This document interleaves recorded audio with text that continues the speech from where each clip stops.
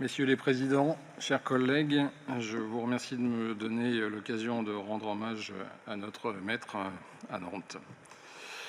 Le professeur Le Teneur nous a quittés le 14 août 2025 à l'âge de 83 ans. Il laisse à ses patients, à ses élèves et à tous ceux qui l'ont connu le souvenir d'un maître exigeant, bienveillant et profondément humain.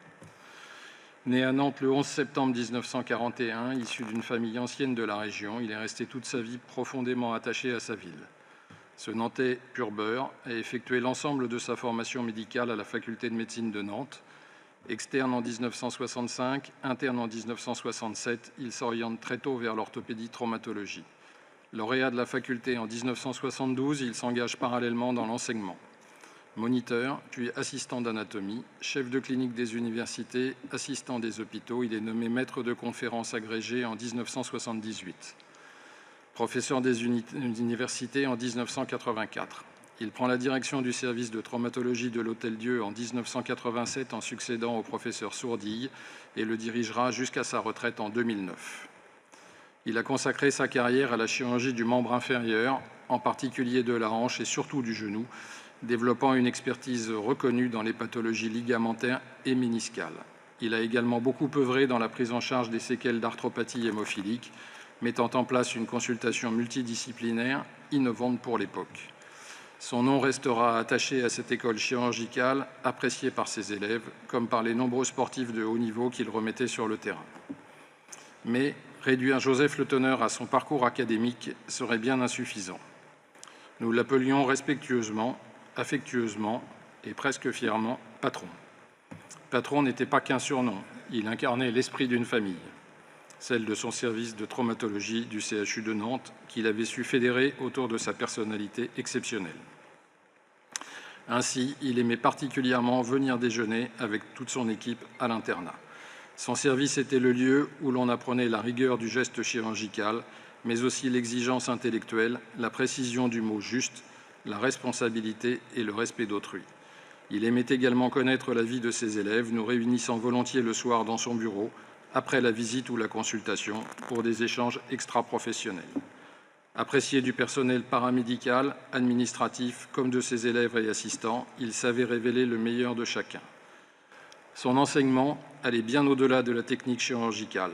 Par sa rigueur bienveillante, sa pédagogie limpide et son goût du travail bien fait et son humilité, il a marqué durablement toute une génération de chirurgiens orthopédiques de la région qui ont eu la chance de le côtoyer. Les élèves qu'il formait n'étaient pas de simples collaborateurs. Ils devenaient les membres d'une communauté presque familiale, soudée autour de valeurs fortes. Beaucoup d'entre nous continuent de se voir régulièrement, des années après, en dehors de toute réunion professionnelle.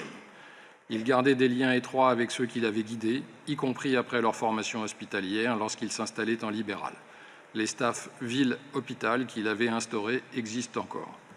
Sa rigueur intellectuelle s'accompagnait d'une immense humanité.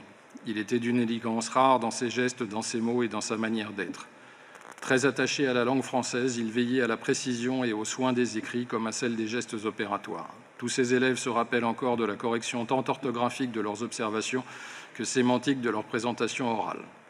Au-delà du chirurgien et du pédagogue, Joseph Le Teneur était un homme fidèle à ses valeurs, profondément attaché au plaisir simple de la vie et à la nature. Il puisait dans ces instants d'authenticité un équilibre précieux.